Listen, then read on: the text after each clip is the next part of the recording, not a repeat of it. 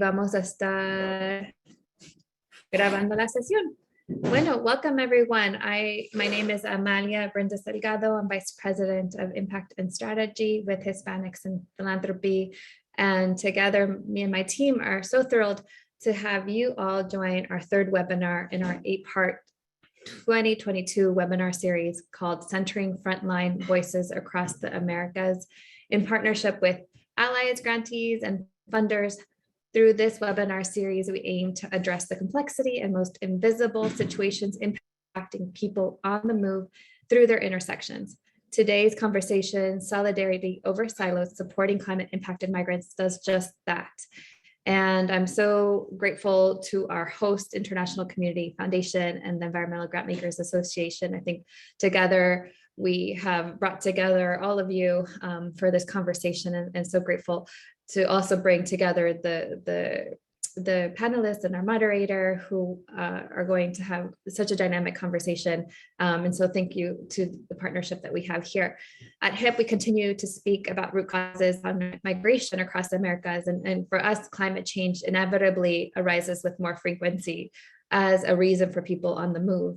Our migration partners are seeing climate change impacting internal displacement and migration across borders, from indigenous to agricultural workers and families, because of drought, flooding, infertile soil, and a lot of these man-made and across our region in really drastic forms, increasingly so. We're seeing a loss of land from mega projects by palm oil and hydroelectric projects that fail to include the interests of local communities and the rights of local workers. We are seeing land disputes and displacements of indigenous communities for development, impacting women and children especially.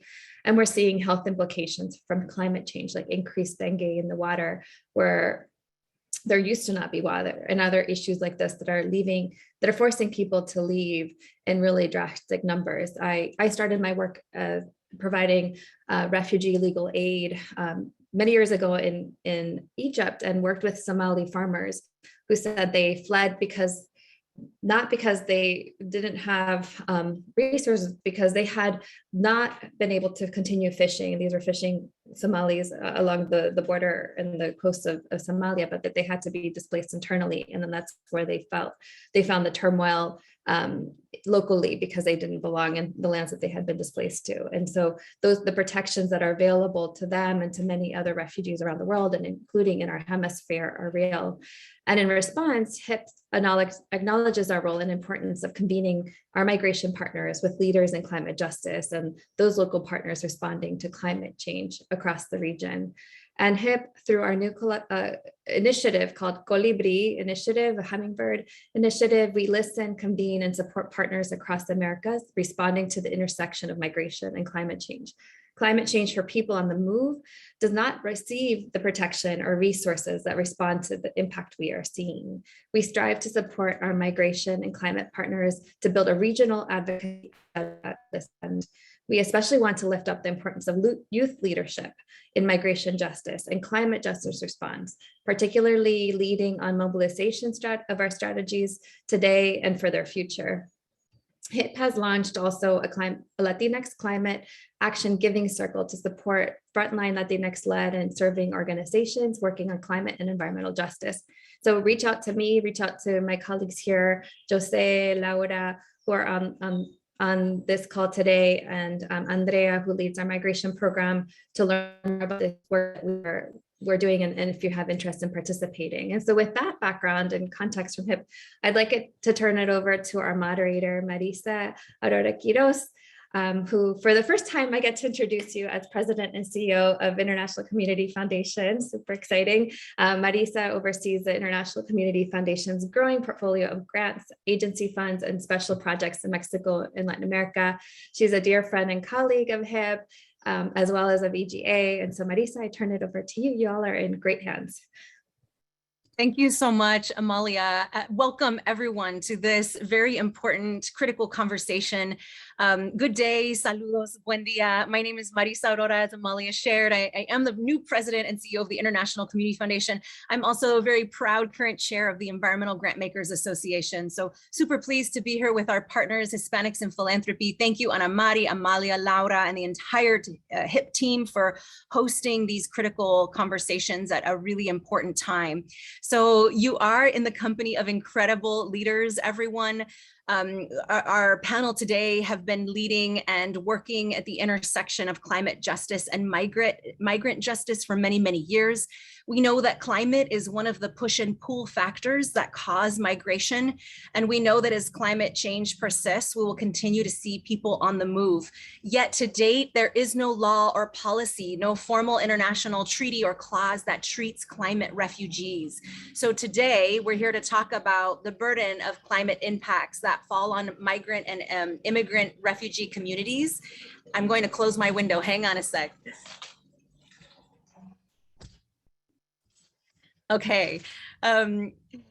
We want to share with you with some of the work that's been happening to change this narrative, because the burden of climate impacts does fall on immigrant and refugee communities, and climate migrants are leaders for all of us when it comes to adaptation and resiliency. We know that some of the most equitable solutions to climate change are actually coming from migrant communities. So it's time to really listen deeply to what they have to say. So today, we're going to highlight some of those connections, right? Where do immigrants meet climate change? We want to inspire you all to take action. If you are a climate funder, an environment funder, a human rights funder, a disaster relief funder, a sustainable ag funder, this is your issue. We're so happy that you've chosen to be here with us, to be on this call. I'm going to get us going by introducing this incredible panel, and then I'll pass it off to my wonderful colleague Malvika from EGA to close us out. So our panel today, so we have Amali Tower that will be joining us by video. She is the founder and executive director of Climate Refugees. She has extensive global experience in refugee protection, resettlement, and enforced migration and displacement contexts. She's worked globally for numerous NGOs, the UN Refugee Agency, as well as the US Refugee Admissions Program. So she's an incredible leader in our field, and we will be hearing from her. We have Taryn Hagashi. She's the executive director of Unbound Philanthropy, which she first joined as a staff member in 2008. This foundation has co-founded several vibrant community institutions, such as the US-based Pop Cultural Collaborative, you may have heard of it, and was one of the first major supporter of the United We Dream network, which in 2020 awarded Taryn the first ever Believer Award. In 2019, Unbound was awarded the Mover and Shaker Award for bold peer organizing from the National Committee of Responsive Philanthropy. Prior to Unbound, Taryn managed the first migrant refugee rights portfolio and was the deputy director of the Human Rights Unit at the Ford Foundation. Bienvenida, Taryn. We're so happy to have you here.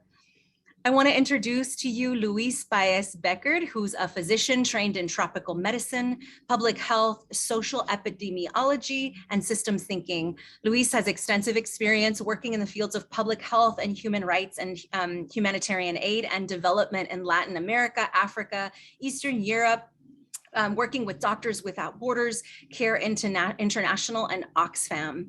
So Luis has extensive experience working closely with governments, civil society, and local leaders to ensure their active participation and representation so that we're guaranteeing human rights standards are established and met. Bienvenido, Luis. So let's begin by inviting our guests to take turns sharing a little bit about their work. And I think we're going to watch a quick video from Amali, if I'm not mistaken.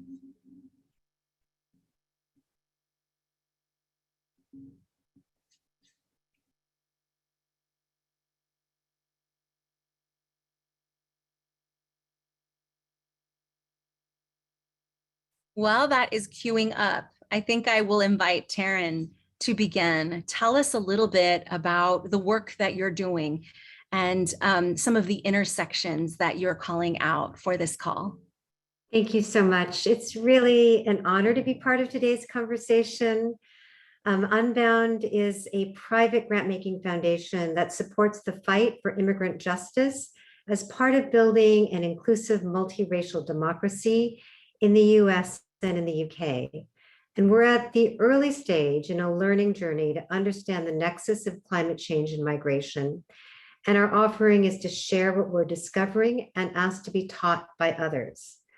My remarks will focus on US-based work because of Unbound's scope, but we know it's essential to support transnational, regional, and global work on these issues, as is represented by the others speaking on today's webinar. So in 2020, Unbound engaged Nancy Human, who spent 16 years working at the Open Society Foundations on climate change and on immigrant rights, but in separate programs, not together, to write a report on the impact of the climate crisis on migration and immigrant communities in the US.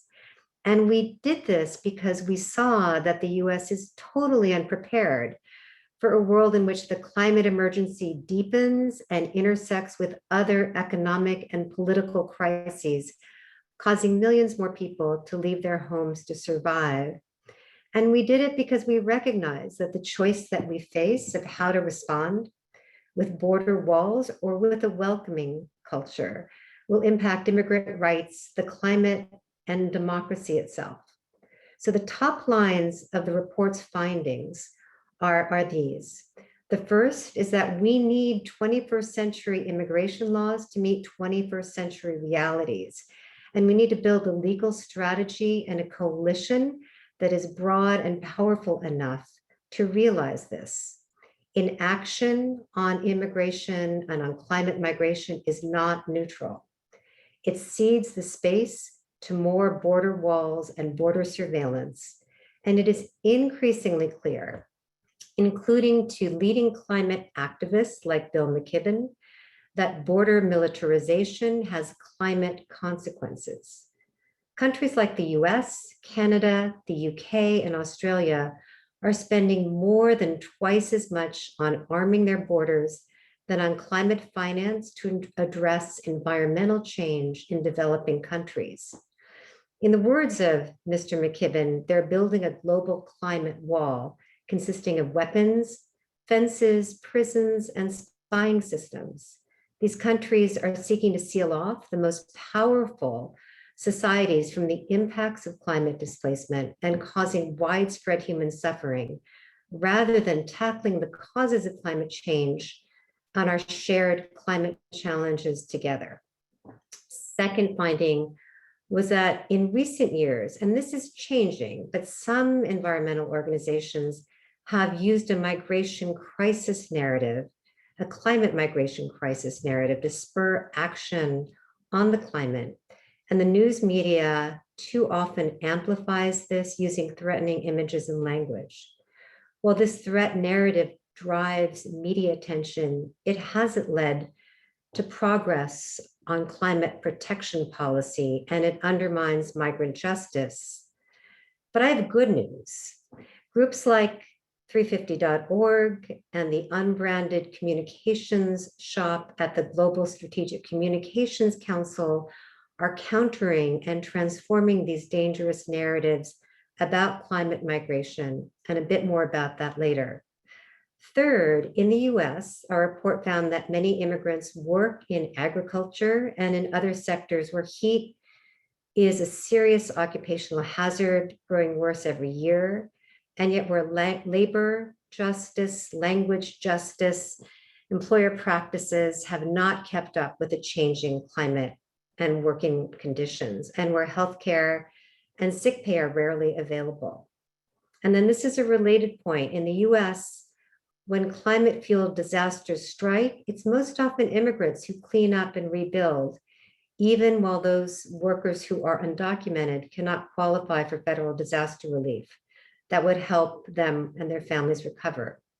In fact, the disaster preparedness and response industry is a rapidly growing and unregulated one with widespread abuses and corporate profiteering.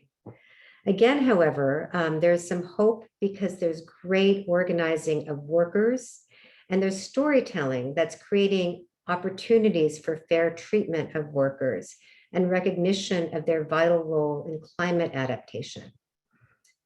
At the top level, the report uncovered a compelling opportunity to invest in emerging efforts to build a healthy and a collaborative ecosystem across the migrant and climate justice movements in the US, and an opportunity to catalyze and nurture and inspire shared vision, shared activism that meet the major challenge of addressing both the migrant and climate justice issues together. So Unbound released Nancy's report in December, and then in March, we published in partnership with the Solutions Project, which is a funding intermediary that supports community leaders solving climate problems, 4 case studies of climate work at this intersection. Solutions actually, which has a media operation, disseminated the case studies to their network of supportive journalists, and several have asked to interview the organizations featured. And at Unbound, we've begun to make seed investments into the emerging migrant and climate justice ecosystem, and to search for and begin to collaborate with like-minded funders. Thank you so much, Taryn. I love that Unbound Philanthropy is seeing that climate justice is migrant justice, and I think that's an important message for all of us to hear today. I think that our video is ready, so I'm going to let Laura take it away. We're going to hear from Amali via video.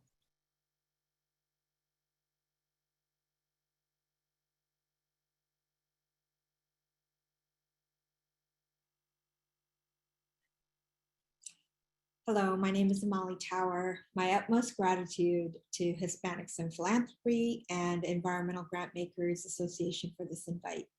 I'm so sorry I can't be with you in person, but I am working in North Africa during this webinar documenting climate displacement, in fact. So a bit about me. My background is in refugee protection with the UN, US government, and various NGOs. It was in that context, while working with refugees, that I heard from refugees themselves that climate change was contributing to their forced displacement. Hearing that, I founded Climate Refugees in 2015. And since then, we've made enormous progress raising attention, action, and educating both the public and policymakers on galvanizing better protections for climate displaced people. International refugee law does not protect those fleeing climate change, and there's almost no political will to change that. Those seeking refuge in another country can only do so when fleeing conflict or persecution on the basis of race, religion, nationality, political opinion, or membership in a particular social group. Migrants have no legal definition whatsoever. But that doesn't stop countries from classifying millions forced from their homes as economic migrants, something that has really no legal classification whatsoever, and then deporting them to their countries of origin. We see this in our immigration policies every day all around the world. We must better understand how climate change interacts with migration and displacement, how rights are impeded to by border and visa regimes in immigration policies that don't understand what is actually displacing people in record numbers within their own countries and across borders, how climate change widens inequality, increases poverty, threatens tensions and conflict, heightens vulnerabilities, persecutes marginalized people, disproportionately impacts people who've contributed almost nothing to the problem. The fact is, the dynamics of displacement have changed and the world has not kept pace with those changes. Today, more people are displaced by climate-related events than conflict or violence. Last year, more than 3 times as many people were displaced by disasters than conflict or violence. 90% of refugees today come from countries that are vulnerable to climate change. But imagine if we had the full picture. We don't know about slow onset climate events like drought, rising seas, livelihood loss, food insecurity, indirect impacts on poverty that climate change is having. What about if we classified all of this? What would that migration, that forced migration displacement picture actually look like? And what if we funded work that prioritized knowing that full picture so we could make space for people to move as a means of climate adaptation, as a real means of climate adaptation.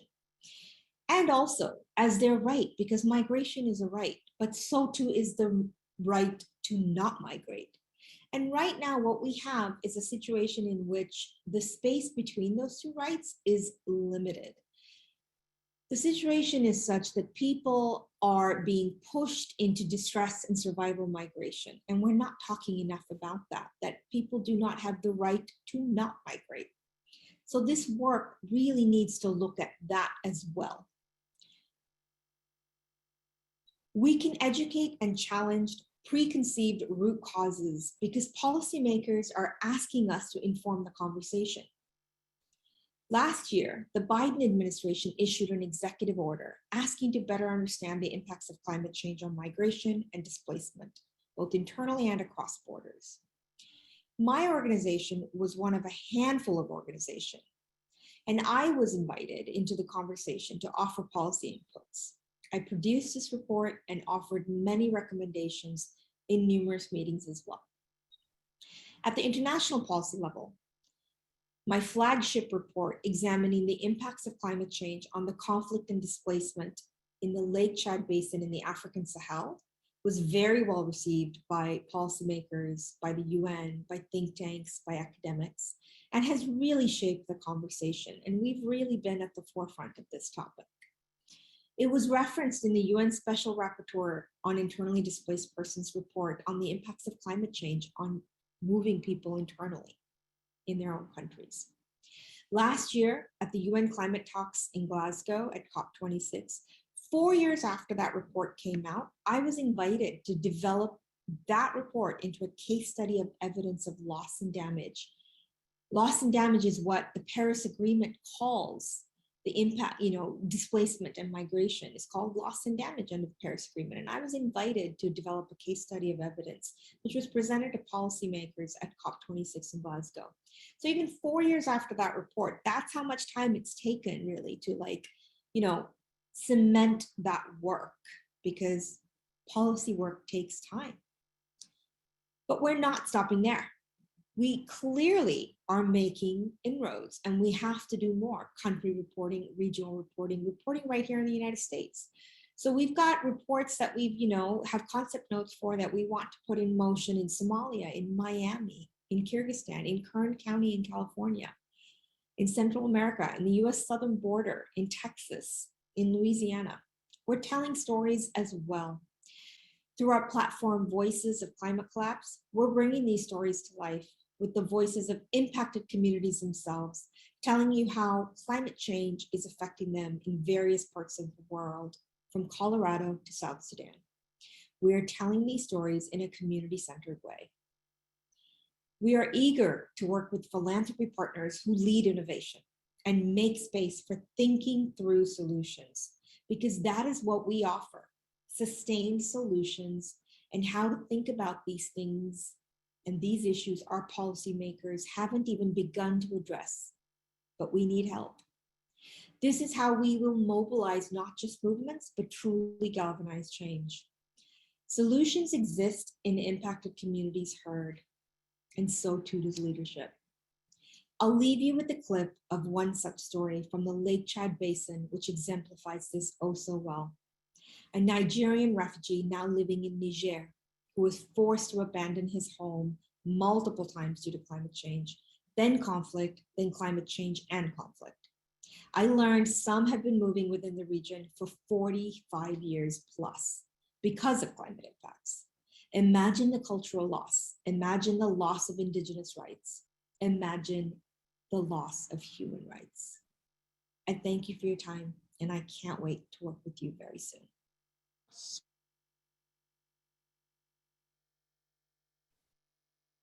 Laura, will we be seeing the video that Amali referenced? Yes, I didn't mean to close this out, but I can share it in the chat. Super. Well, Amali is working on storytelling and policy, and I think it's such incredible work that she and her team are doing. And if you didn't know about her work prior to this conversation, I'm so glad that you are now connected, and we can provide some follow-up so that everyone can take a deeper dive on the work of our distinguished panelists. Luis, I'd love to hand the mic to you to share the work that you have been doing. Adelante, por favor. Thank you very much, Marisa. We'll try to keep my presentation in English. Yeah, I will share screen. I think I'm. So now. Are you able to see my screen? Excellent. Just let me see, how can I do it too? Let me see. Yeah. Well, yeah, American Friends Service Committee, we are working in, well, of course, the work we do is to promote a world free of violence, inequality, and oppression, and we are a Quaker organization. I'm here to share with you, our journey, I would say, as you've heard so far, this is something that it's really, it needs, a very important attention and to really concentrate our efforts to understand better, the way that climate change is affecting migration. We've been working in migration for many years, in the northern countries of Central America, Guatemala, El Salvador, and Honduras, and also in Mexico. So as we've been working, in migration, well, and of course, trying to becoming aware of what is going on in the region specifically. I'll give you some of these examples, from our work with the communities that we are involved in.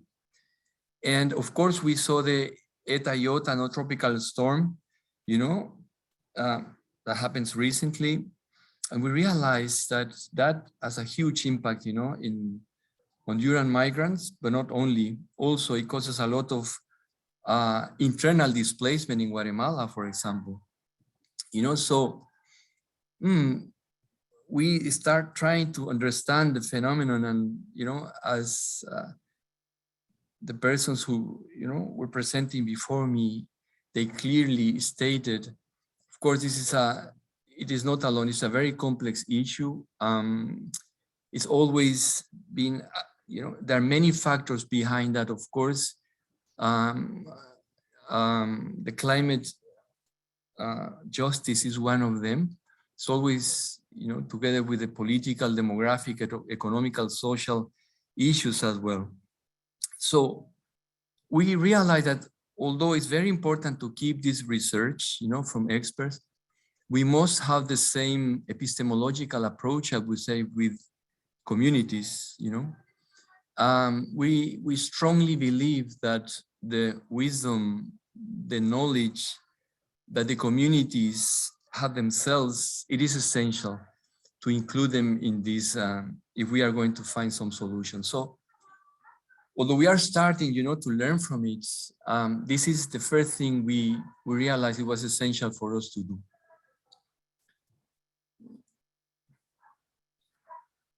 So based on that, what we did is we did a macro regional analysis, these countries, Guatemala, El Salvador, Honduras, also at the southern border of Mexico. And yeah, of course, we found many issues in that regard. We used the PESTELS analysis, system maps. Anyway, all these are methodologies. I'm not going to discuss about that because for the sake of time, but I really would like to concentrate in our journey with the grassroots organizations that really allow us, to recognize the relationship with the land and the territory, and they call it as Mother Earth, That was the first thing that really, for us, it was so clear that they have a very clear picture of all these different, phenomena and these factors that have been discussed and the relation with the climate change. So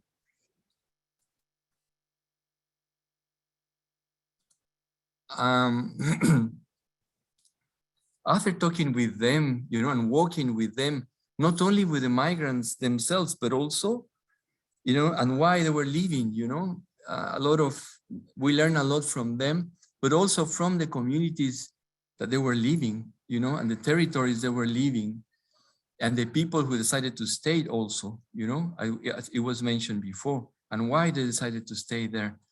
So yeah, we learned few of the key issues here is that the climate effects of the extractive industry and its impact on the biodiversity and the ecosystems. That's one of the main things that every single community were mentioning. Also, the violent eviction of the peoples who have inhabited those lands ancestrally to extract the resources of the land. Militarization, as has been mentioned before, in both cases, you know, militarization is used to one of the main mechanisms to repress migration, and the others to impose a model of colonial preservation that violently evicts communities. And when they are forced to move, they come back to confront each other, you know, with military repressions at the borders that repress migrants. So it's this double effect, you know. They've been displaced first, you know, using, you know, this militarization strategy, you know, to preserve, you know, the so-called, you know, preservation areas. And then when they are forcibly displaced, they again confront the militaries, you know, in the borders when they try to find, you know, a better way, or a better mean to live. So,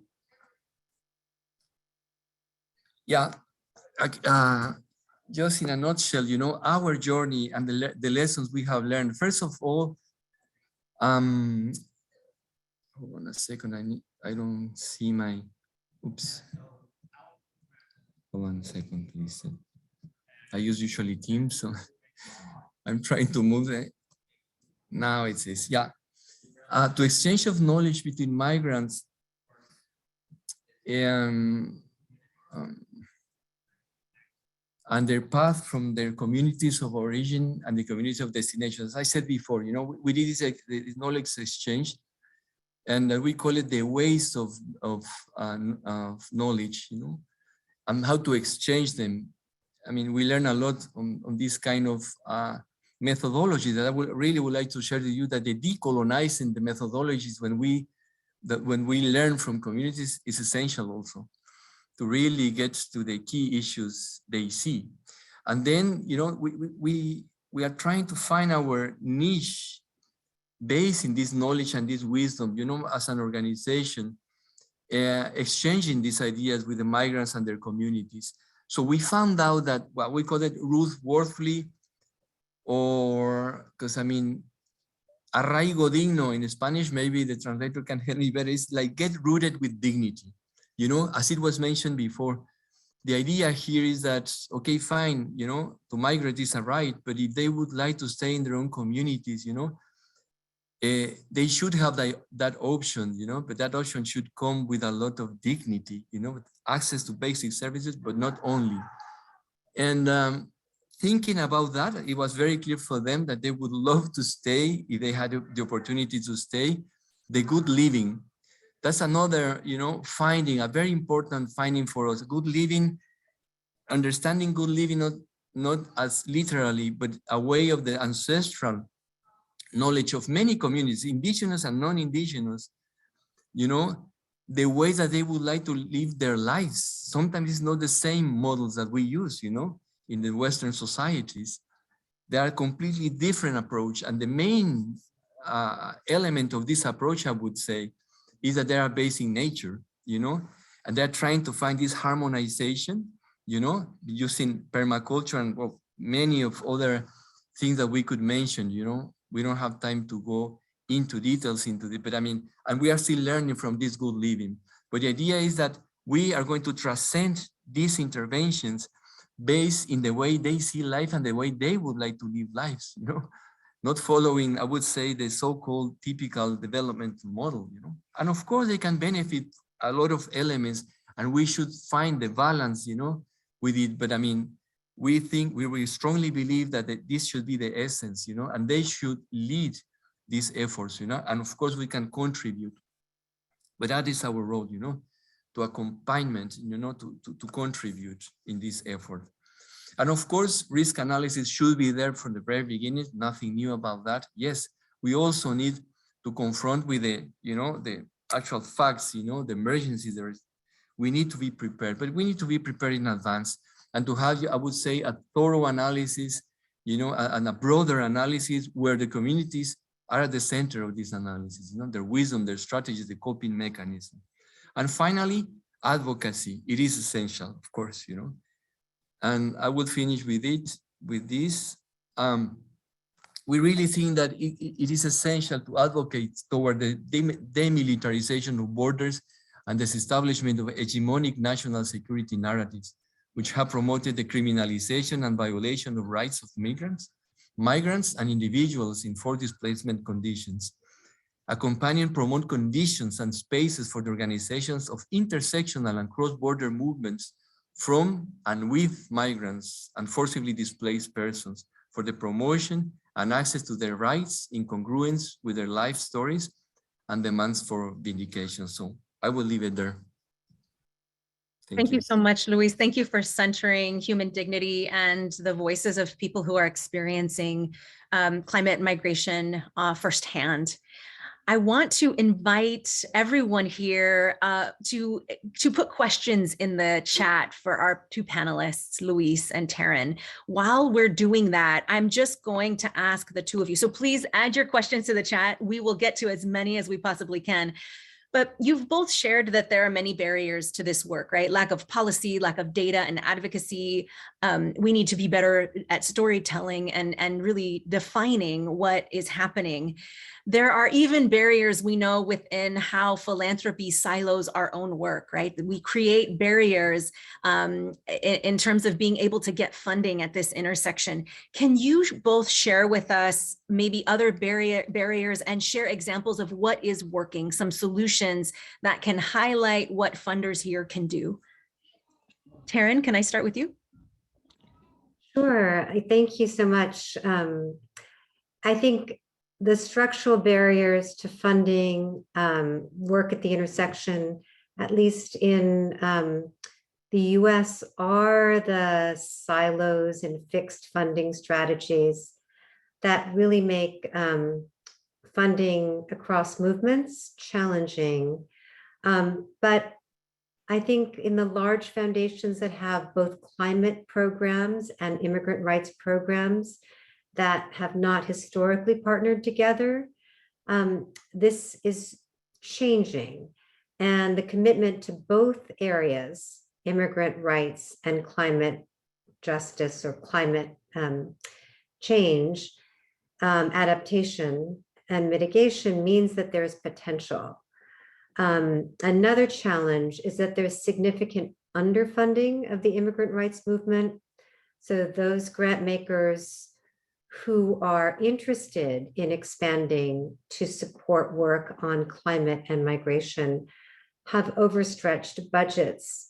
And everyone's always worries about diluting existing strategies or losing focus. There also are structural inequities between the movements and the funding. There is much more funding for climate-related work, not climate migration work, but climate-specific work than there is for migrant justice work.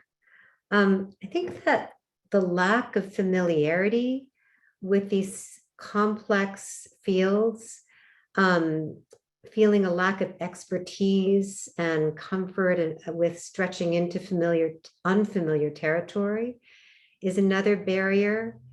Now, this is not my area, but I understand that there has been an inattention to equity among climate funders, although with the work of organizations like Environmental Grantmakers Association, this is changing markedly. So I think that there's hope. And then there's a legacy of distrust between some of the environmental, immigrant justice and environmental movement that dates back to the founding of the environmental movement and population control fights. Again, I think that is legacy, and there's a lot of change. Where I think there is promise, I think, the work that you're doing here and to educate philanthropic communities is critical. And intermediaries and pooled funds can really help you make an impact quickly, learn from other funders, leverage your investments. Obviously, HIP's Latinx Climate Action Giving Circle to lift up. The Solutions Projects work to fund and amplify grassroots climate justice solutions that are created by organizations that are led by Black, Indigenous, immigrant women, and other people of color across the US, or the Hive Fund for Climate and Gender Justice that allocates resources to organizations that have had a hard time accessing funding, but are essential to making progress in addressing intersecting climate, gender, and racial justice crises. And I'll just mention a few others, and I'm leaving, please forgive me for leaving out intermediaries and pooled funds that I don't yet know about. But the Four Freedoms Fund and the Climate and Clean Equity Fund each funds intersectional justice at the state level. And for those working internationally, climate, migration, and relocation are themes of the Climate Resilience Justice Fund. Thank you so much, Taryn. We have another minute or so before we move into our breakout rooms. Luis, I would love to ask you the same question. What have you seen as working, and what can we as funders do? As we are still in those exchanging ideas, and learning a lot, from the field, from the communities, but also from other organizations, and even governments, and the private sector. I would like to mention the last one, we've seen a lot of interest, especially in the US, but not only, of really have a different approach and practices, about many of the corporation activities, especially, in the agricultural sector, for example, that is something that is promising, I would say. Nothing very concrete I can say so far, but I mean, this approach and this concern, and the invitation to start sitting in the same table, we have many invitations right now, to sit in the same table, to really discuss about it together, that is very promising, I would say. And a very specific example, in El Salvador, we are working right now with women that are, most of them are family leaders, most of them are returnees, and yeah, they are changing practices in 3 different communities, agricultural practices, going through the permaculture. That's one thing, using native seeds, for example, and promoting native seeds. They are even selling native seeds, outside their communities, and are exchanging products among these 3 communities, is a pilot study, yet very promising. The first reaction from them and the things we see is that it could create this, this rooted with dignity that I was mentioning before. Thank you, Luis. I'd love to hand it over now to my wonderful colleague, Malvika at EGA. Shout out to the EGA team. I think we might have some questions coming, but we can address some of them after the breakouts. Thank you, Marisa, and thank you so much, Taryn, Luis, and sending our thanks, of course, to Amali, who joined us with the pre-recorded video. So now we're moving into a period of breakout sessions where there will be that opportunity for a deeper discussion on one of the topics of conversation that came up in today's session. The 2 breakout sessions will be, you can either participate in a conversation on funding strategies or in a conversation on organizing and movement building. So if you're interested in staying tuned on the conversation on organizing and movement building, you're actually going to stay in this main Zoom room and the conversation will happen. If you would like to take part in the conversation on funding strategies, there will be an option that pops up on the bottom of your screen that says breakout rooms. So please select that button on the bottom of your Zoom screen, and then you will see in a pop-up the title Funding Strategies pop-up, and next to it, there is a button to join the session. So you would just click join. We hope to see you in one of these sessions. There will be some time for discussion, and then we'll report back over here. If any issues or questions about moving into the breakout room space, if you are having any technical difficulties, please add that into the chat, and we will see you back here very soon.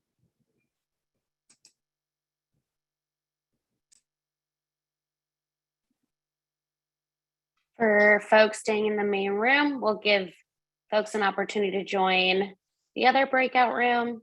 We are staying in the main room where interpretation will be available.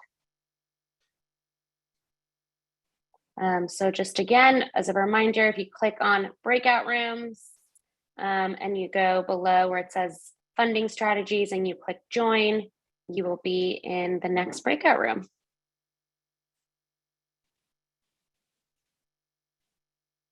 We'll give folks one more minute.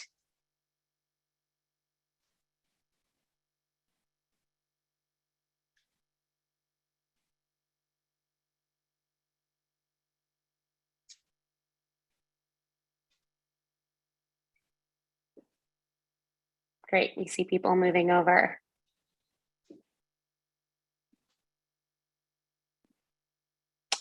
Hi, everybody. Thank you for staying in the main breakout room. We wanted to provide an opportunity to have more intimate conversations in two breakout rooms, one pertaining to how to fund the work, which is the funding strategies, and another pertaining to collaborations, organizing, and movement building, which is the main room. That is the room that you are in now. We really want to take this opportunity to discuss what are some of the ongoing organizing strategies that we see on the front lines at this intersection of this work between climate and migration. Luis, our speaker who has joined and stayed in this room with us, has given us some great examples of the work that they are doing. And I'd love to open it up to the group, both to see first if you have any questions for Luis, given that we didn't have much time with everybody to ask questions, but if you have a question for Luis, please feel free to ask. If you have a strategy, or if you have work that you are doing at the intersection of climate and migration that you would like to bring up at this time, either to share or to discuss or to problem solve with the peers in the room, please feel free to either add it in the chat or to unmute yourself. But we really want to hear a little bit from everybody in this room as to what is it that you're working on and where are the challenges, and how can we better support each other, and how can some of the co-hosts of the webinar support, and just hear what are the challenges happening and give an opportunity for folks to exchange information. So we want to start off with any questions.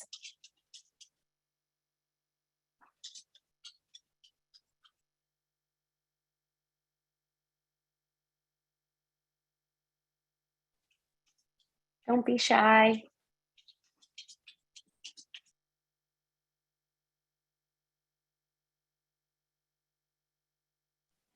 Luis, no sé si te gustaría agregar algo más a la conversación. If you wanted to add anything else to today's conversation that we might have not had time to give you in the main panel discussion, maybe that will help folks to feel welcome to share.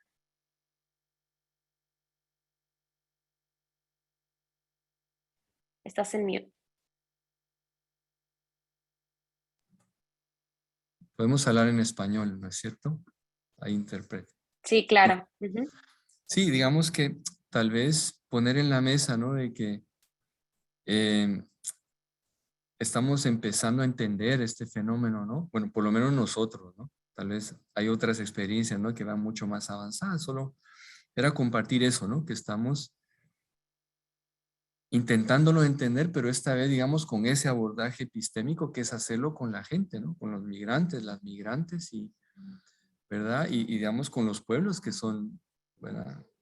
Que sabemos que de dónde está saliendo la gente, ¿no? Y a veces también a dónde está retornando. Entonces, bueno, eso por un lado. Mencionar, digamos, que poner estas formas ancestrales, ¿no? De vivir la vida es esencial, ¿no? Porque, digamos, son modelos distintos de desarrollo, ¿no? Si le queremos llamar modelos de desarrollo, ¿no? Digo, ahí hay una discusión, pero yo sí quisiera nombrar eso, ¿no? Digamos que son otras formas que pueden trascender el sistema económico actual, ¿verdad? Y que puede empezar desde lo local, pero que fácilmente podríamos llevar esos conocimientos, digamos, al nivel global, ¿no? Digamos, tener ese mismo abordaje, ¿no? Y que todo ese conocimiento, ¿no? Y esa sabiduría le sirva a otros pueblos, ¿no? Alrededor del mundo, ¿verdad?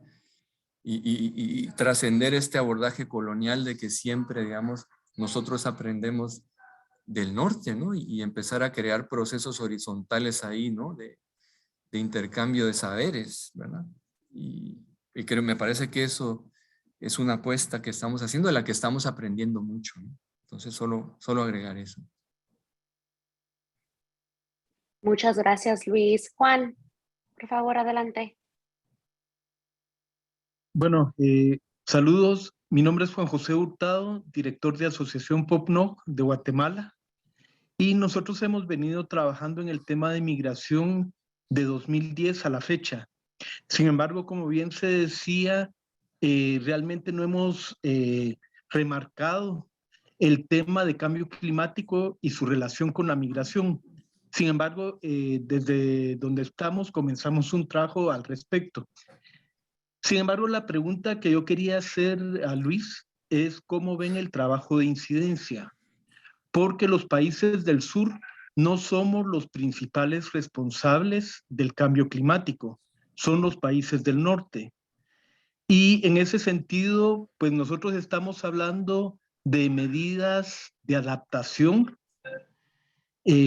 pero realmente hacia dónde debería de ir la incidencia por parte de los países del sur global. Esa es la pregunta.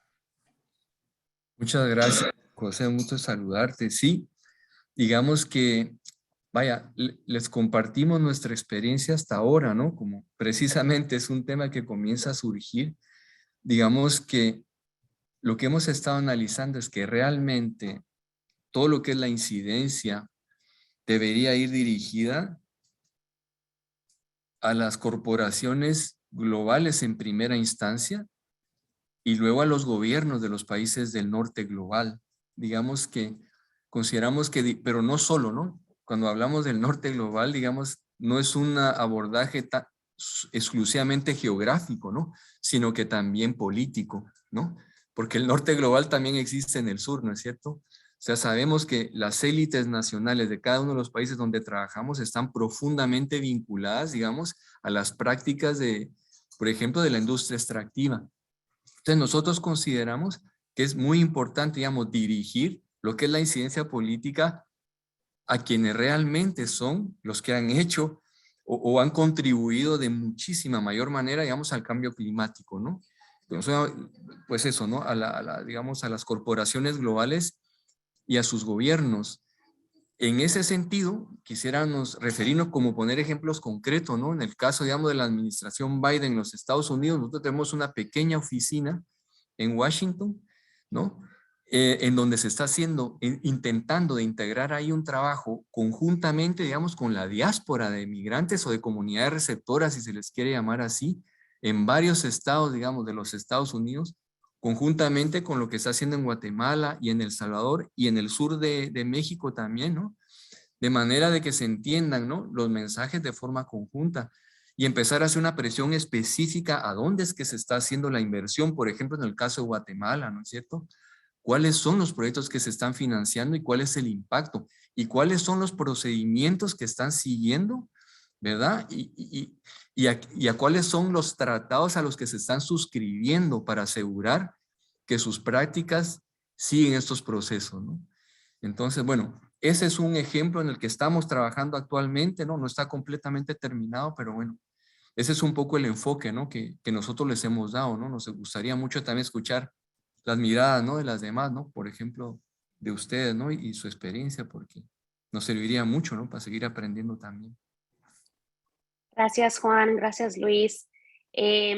porque vamos un poquito demorados, se nos acabó un poco el tiempo de los breakout rooms. El otro cuarto ya está cerrando y va a regresar. Vamos a hacer un breve overview de lo que se platicó en los dos cuartos y les vamos a cerrar para poder cerrar a tiempo, pero quisiéramos, si ese es de interés de todos, seguir estas conversaciones, podemos seguir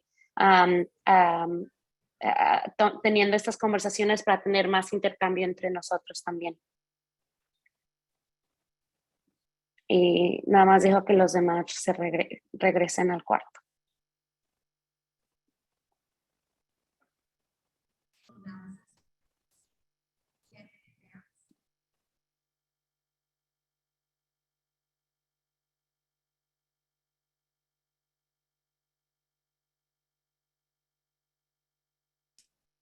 Welcome back, folks, to the main session. I hope that everyone had a good start of a conversation. I know it's almost never enough time in these webinar breakouts, but in order to summarize the conversations that happened, I'm going to turn to first Laura to share back from the main room session, and then Eliza to share from the breakout room session, so we can gather some of the best nuggets from those conversations. Laura, over to you.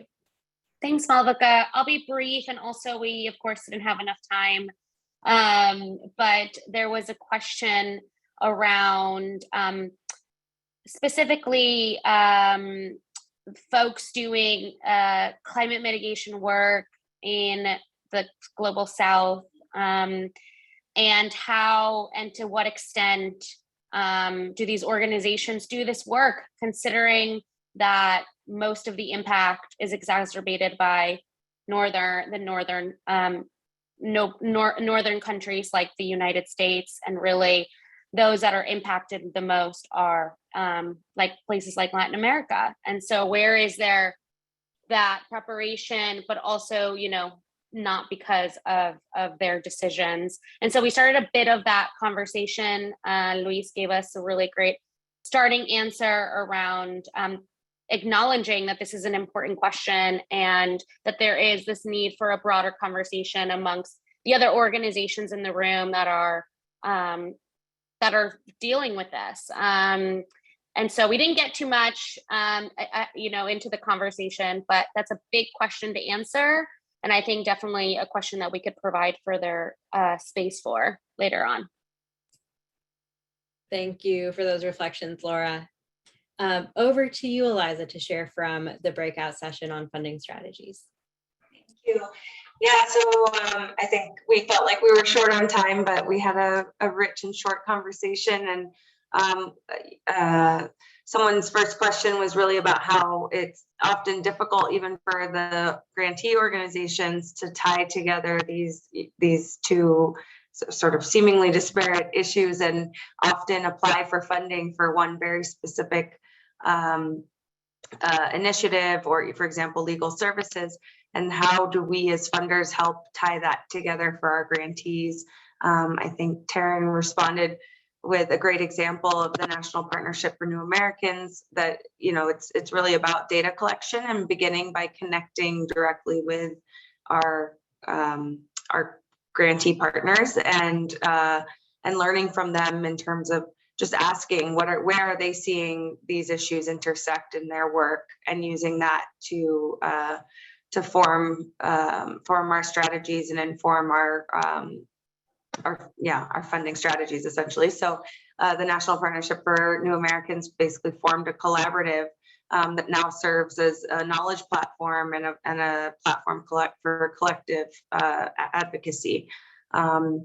We also discussed how challenging it is for funders and for our partner organizations to think about these really long-term solutions and come up collectively. The key, I think, what everyone had sort of agreed on is that collaboration and joining either funder collaboratives or coalitions is really key to making that less daunting task, I guess. So hope that gave some justice to the conversation. Thank you so much, Eliza. And of course, clearly, as I mentioned before, there's never enough time for these discussions, but the hope is that at upcoming conversations by many of the partnering groups from today's call, Hispanics in Philanthropy, International Community Foundation, and Environmental Grantmakers Association, as well as many other partner groups, that we can continue to explore these areas of intersection and really consider that actionable future. So as we close out here today, I wanted to just turn to a final thank you to Marisa for moderating this discussion, as well as thanking Luis, Taryn, and Amali for sharing all of their great insights. We hope that you'll keep connected to the series. The next session in this webinar series will take place on July 13th. Focused on Indigenous peoples' healing practices. And there will be sessions happening through the summer into the fall, culminating in November. So plenty more opportunities to remain connected. With that, I hope you have a great afternoon. Thank you so much. We look forward to seeing you next time. Thank you. Bye all. Bye-bye. Thank you, everyone. Thank you. Bye bye. Hasta luego.